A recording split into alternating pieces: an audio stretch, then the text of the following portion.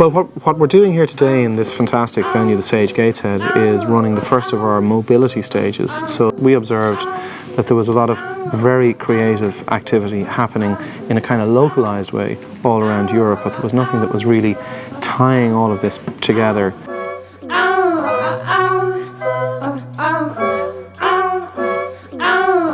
Typically young musicians who are kind of making big impressions on their domestic scene but were experiencing some frustration about getting to the next level.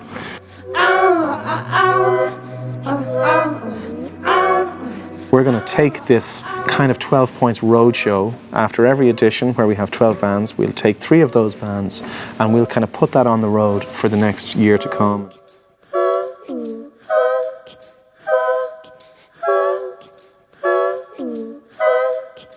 It seems to me that the existence of 12 points in the way that it works is not only valuable in terms of placing the music in front of the producers and the promoters and the audience that come to see it and hear it, but it's also the exchange between musicians themselves, because the idea that they're meeting each other, talking to each other, enabling that kind of dialogue to happen is really valuable as well.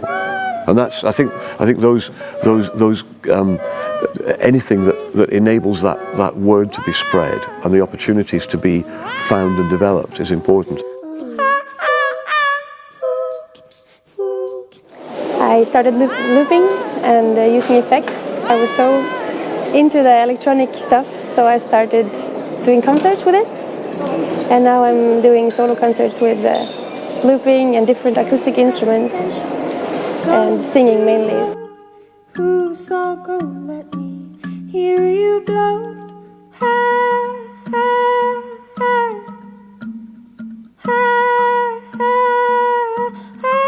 Well, 12 Points was a really nice experience.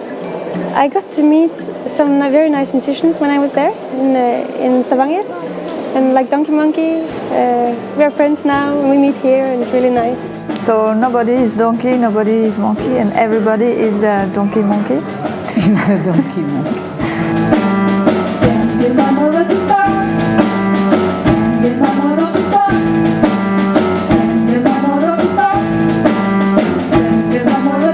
Can't you get it to go? Is that battery level? No, I don't think so.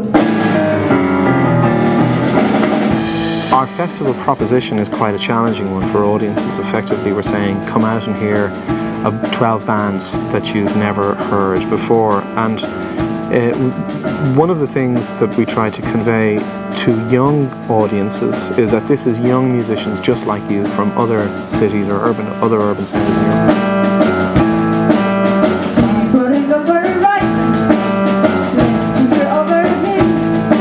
We are very interested in presenting new music always. It's not always the easiest thing to get audiences for or whatever, but we're still committed to it. I think that a respected project like 12 Points and Prize Music Company from Dublin, mean that we know that the processes involved and so on are rigorous, that, what we're going to see is going to be interesting and good quality.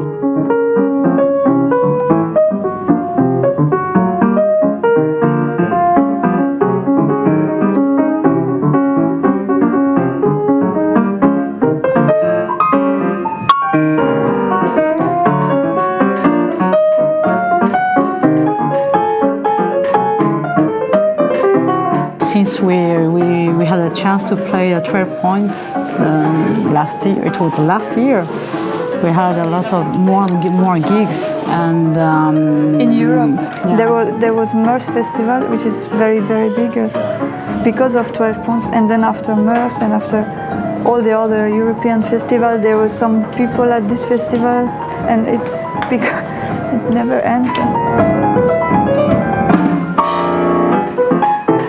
There is an increasing sense in Europe of confidence amongst the young players in their own voices. I think there's very much a confidence in people's own music, their own compositions, their own style of playing what in broad terms is jazz, and the opportunities that 12 Points will give to some of the best of those musicians are really, really, really important. And it's an opportunity that people don't get until they're often very much older or more mature in their practice. And 12 Points allows people to get out there with new ideas to other countries very, very early on.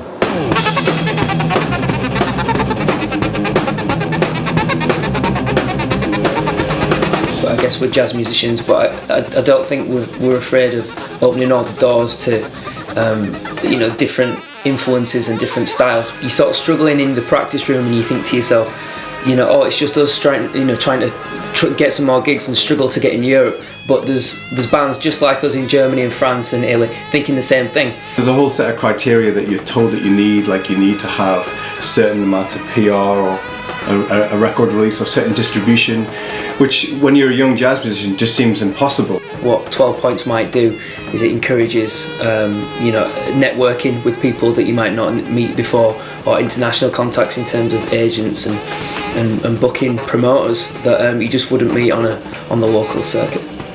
One day of playing in Stavanger, and then before you know it, we're meeting all these musicians, we're meeting all these promoters, and we jump straight into that place.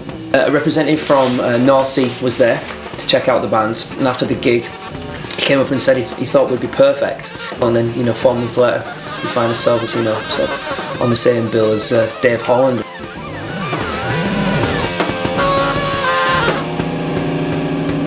The challenge for people working in the field like myself and other colleagues running festivals and things is how we reflect all of that talent that's coming through and how we find a way to connect those artists with audiences, because that's really where the future of the music lies. So really 12 Points is as much a kind of an investment in the future of the music, I think, over the next 10 or 15 years. There's no doubt in my mind that the artists that we're presenting here now within 12 Points, that many of them will go on to be major figures in creative music over the next 20, 30 years.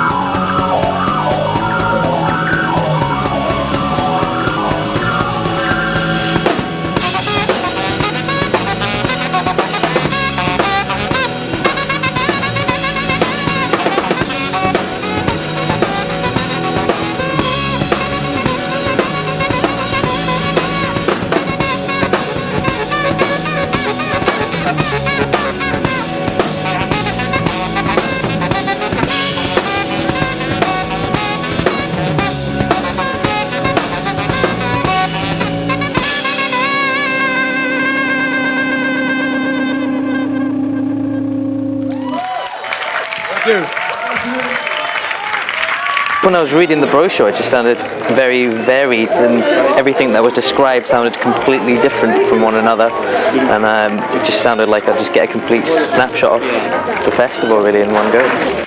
I actually didn't know anything about any of the three before I came along, but yeah, totally amazed by the variety and the level of performance as well, like pretty astonishing. I think it perhaps taught me that there's just so much more jazz out there to hear. It's been fantastic. The focus of it and the passion in the musicians and the crafting of it is just an astonishing thing for me. I thought it was brilliant how broad jazz can be, and I think this afternoon kind of really summed that up quite nicely.